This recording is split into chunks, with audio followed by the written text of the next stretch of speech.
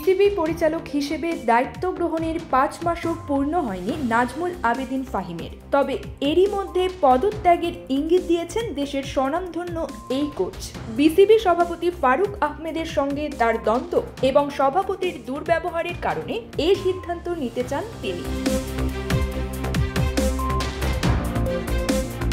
বিপিএল-এর ঢাকা পর্ব চলাকালে ক্রীড়া মন্ত্রণালয়ের কর্মকর্তাদের উপস্থিতিতে নাজমুল আবেদীন ফাহিমকে প্রকাশ্যে অপমান করেন ফারুক আহমেদ। এক পর্যায়ে সভাপতির বক্তব্য ছিল, you acting like funny, BCB president হতে চান, আসুন বানিয়ে দেই। ফাহিম জানিয়েছেন, এ ধরনের মন্তব্য মেনে নেওয়া তার পক্ষে কঠিন।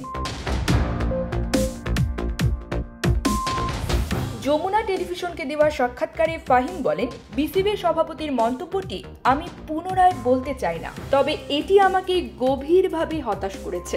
এত মানুষের সামনে এমন মন্তব্য করার প্রয়োজন কি ছিল আমি জানি না।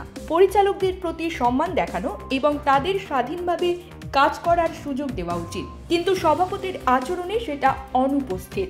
এই পরিস্থিতিতে বিসিবিতে নিজের ভবিষ্যৎ নিয়ে ফাহিম বলেছেন, অনেক সময় মনে হয় বোর্ডের বাইরে থাকাই ভালো। বাইরে থেকে আমি যে ভূমিকা রাখতে পারি তা এখানে থেকে সম্ভব নয়। যদি বোর্ডে থাকি তবে আমাকে কাজ করার সুযোগ দিতে হবে, তা না হলে পদে থাকা অর্থহীন।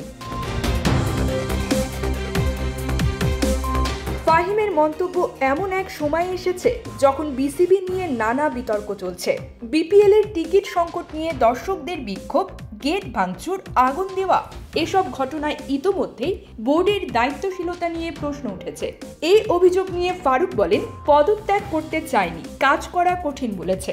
পদত্যাগ করতে চেয়েছে এমনটা আমি শুনিনি। যাই হোক, ফাহিম ভাইয়ের সাথে আমার কথা হয়েছে। এই বোর্ড কিন্তু ফাহিম ভাই আর আমাকে বোঝায়, আর যারা আছে তারা কিন্তু সবাই পুরাতন। কাজের মাত্রা বেশি, লোক সংখ্যা কম, তখন অনেক দিকে নজর দিতে হয়। তো সেখানে ভুল বুঝে একটা অবস্থা তৈরি হতে পারে। ওই জিনিস থেকেই হয়তো চিন্তা করছেন কাজ ঠিকমতো করতে পারছেন না। পরে দুর্ব্যবহার করা নিয়ে ফারুক বলেন, দুর্ব্যবহার এটা তো আসলে একটা আপেক্ষিক টার্ম। আপনাকে একটা ঘুষি মারলে দুর্ব্যবহার, ছোট্ট একটা কথা বললেও দুর্ব্যবহার।